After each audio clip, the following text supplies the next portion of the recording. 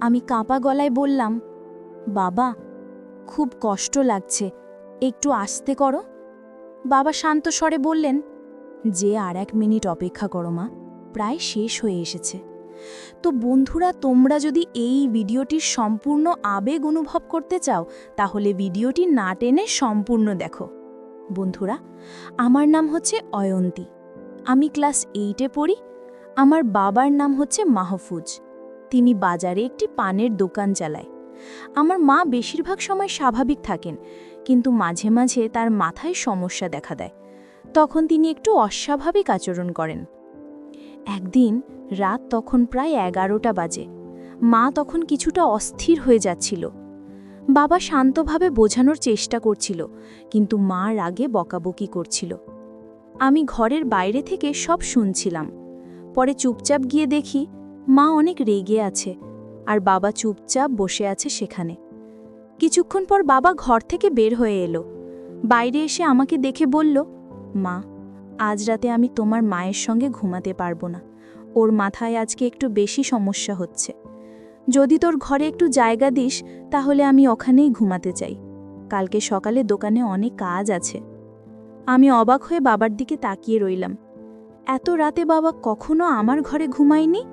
তার চোখে ক্লান্তি ছিল, কণ্ঠে এক ধরনের ভারী ক্লান্ত ভাব। আমি কিছু বললাম না, চুপচাপ মাথা নাড়লাম। বাবা আমার ঘরে এসে বিছানার একপাশে চুপচাপ বসে পড়ল। জানালার বাইরে তখন হালকা বাতাস বইছিল। চারদিকে এক অদ্ভুত নিস্তব্ধতা, মনে হচ্ছিল পুরো বাড়িটাই যেন গভীর কোনো রহস্যে ঢেকে গেছে। বাবা নিঃশব্দে বলল, মা, আজকের রাতটা একটু অন্যরকম। তোর মাকে আমি একা রাখতে পারিনি, আবার ওর ঘরে থাকা আমার সম্ভব হচ্ছিল না। আমি কিছুই বুঝতে পারছিলাম না, কেন যেন মনে হচ্ছিল আজকের রাতটা শুধু অস্থির নয়, এর পেছনে লুকিয়ে আছে আরও অনেক কিছু, এমন কিছু যা আমি এখনও জানি না। বাতাসের শব্দে জানালার পর্দা নড়ে উঠছিল, আর আমার মনে হচ্ছিল এই রাতটা হয়তো আমার জীবনের গল্পটাই বদলে দেবে। তারপর বাবা ধীরে ধীরে বিছানায় শুয়ে পড়ল। আমি চুপচাপ বসে থাকলাম। ভাবছিলাম, বাবা তো ঘুমিয়েই পড়েছে, তাহলে আমি একটু মোবাইলটা বের করি। আমি আস্তে করে মোবাইলটা হাতে নিলাম। তখন স্ক্রিনে আলো জ্বলে উঠতেই ঘরের এক কোণ যেন হঠাৎ আলোকিত হয়ে গেল। মনে হচ্ছিল নীরবতার মধ্যে এই আলোটা যেন খুব বেশি কিছু বলে দিচ্ছে। আমি আমার পছন্দের ভিডিওগুলো দেখতে শুরু করলাম। স্ক্রিনে চলতে থাকা দৃশ্যের সাথে সাথে আমার মনও ডুবে যাচ্ছিল অন্য জগতে। কিন্তু হঠাৎ আমার চোখে পড়ল, বাবা কি সত্যি ঘুমাচ্ছেন, নাকি আমাকে লক্ষ্য করছিল? আমি কয়েক সেকেন্ড নিঃশব্দে তাকিয়ে রইলাম তার দিকে। চোখ বন্ধ, নিঃশ্বাস ভারী, মনে হচ্ছিল ঘুমাচ্ছেন, তবুও মনটা শান্ত হচ্ছিল না। তখন আমি মোবাইলের সাউন্ডটা একটু বাড়িয়ে দিলাম, যেন বাবা কিছু শুনতে না পারে। কিন্তু ঠিক তখনই বাবার এক চোখ ধীরে ধীরে খুলে গেল। আমার বুকের ভেতর কেমন জানি ঠকঠক করে উঠল। বাবা কিছু বলল না, শুধু স্থির দৃষ্টিতে তাকিয়ে রইল আমার দিকে। আমি বুঝতেই পারলাম না বাবা ঘুমের ঘোরে তাকাচ্ছে নাকি জেগে আছে। আমি তাড়াতাড়ি মোবাইলটা বন্ধ করে চোখ বুজে ঘুমের ভান করলাম। ভাবলাম বাবা যখন পুরোপুরি ঘুমিয়ে পড়বে তখন আবার ভিডিও দেখব। কিন্তু আমি তখনও বুঝতেই পারিনি বাবা আমাকে ফলো করছে। আমার মোবাইলের স্ক্রিনে কি চলছে, আমি কি দেখছি কিংবা কি শুনছি, সব কিছুই যেন বাবা নিঃশব্দে টের পাচ্ছিল। তিনি একদম চুপচাপ শুয়ে রইল, চোখ বন্ধ, মুখে একটিও শব্দ নেই। আমি ভাবলাম বাবা ঘুমিয়ে গেছে, তাই আবার মোবাইলটা হাতে নিলাম। এবার সাউন্ডটা একটু জোরে দিলাম, ভেবেছিলাম তিনি ঘুমের মধ্যে কিছুই শুনতে পাবে না। কিন্তু না, বাবা ঘুমিয়ে পড়েনি, তিনি শুধু ঘুমের ভান করছিল।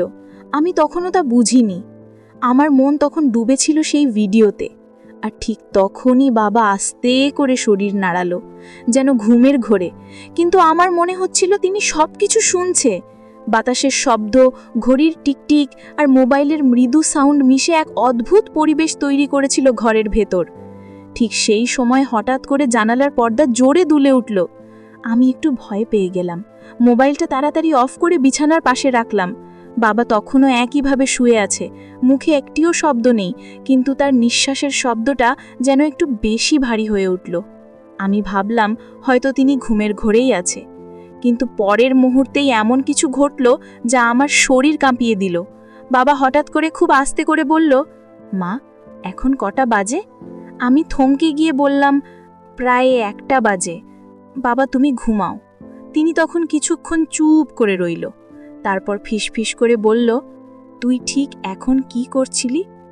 আমি হতভম্ব, কণ্ঠ আটকে গেল।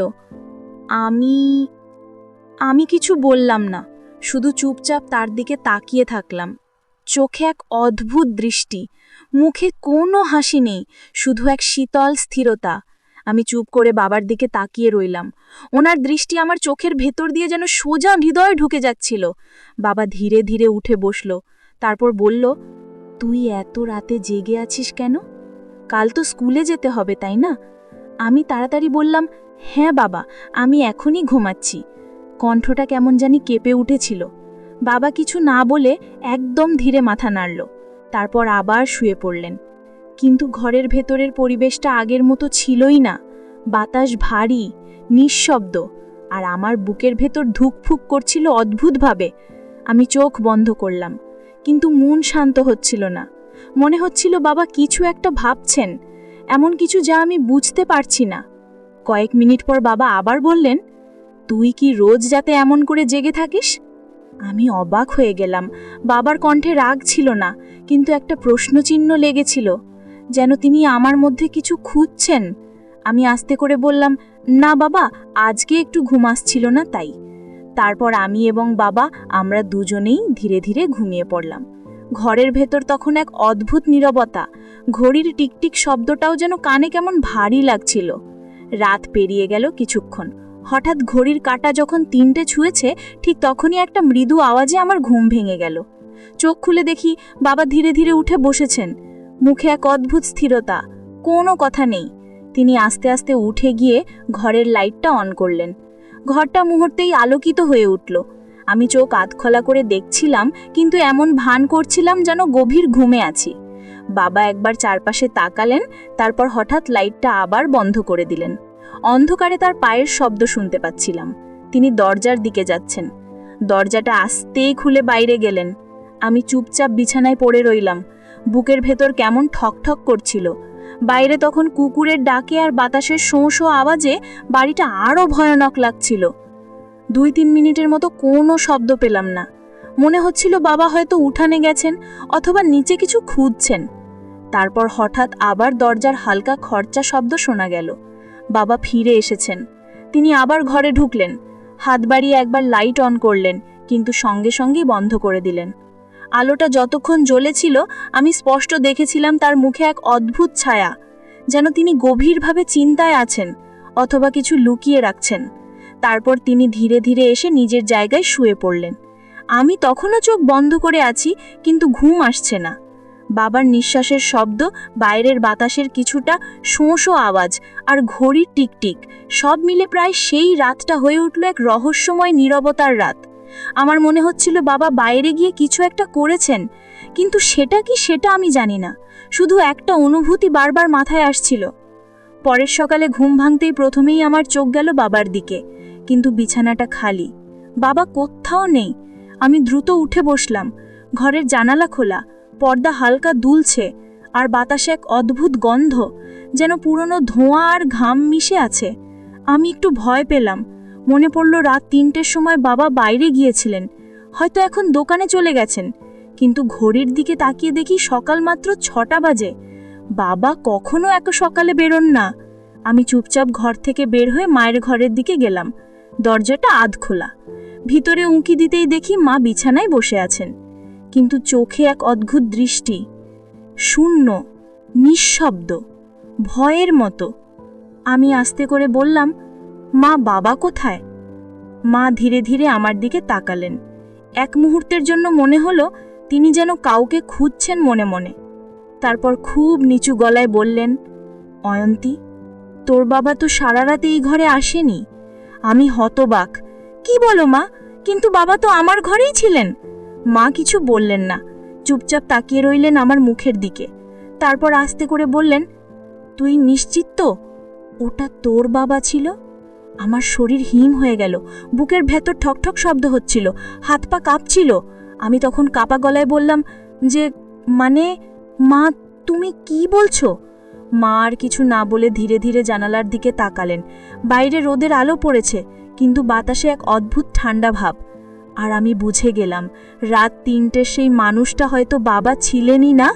তো বন্ধুরা, এই গল্পটি কিন্তু এখানেই শেষ নয়। এই গল্পটির দ্বিতীয় পর্ব অবশ্যই রয়েছে। যদি আপনারা দ্বিতীয় পর্ব পেতে চান, তাহলে অবশ্যই এই চ্যানেলটি সাবস্ক্রাইব করে পাশে থাকা অল নোটিফিকেশন অন করে রাখবেন। আর আগে থেকে যারা এই চ্যানেলটি সাবস্ক্রাইব করে রেখেছেন, আপনাদের জন্য অনেক বেশি ভালোবাসা রইল। তো আজকে এই পর্যন্ত। ধন্যবাদ।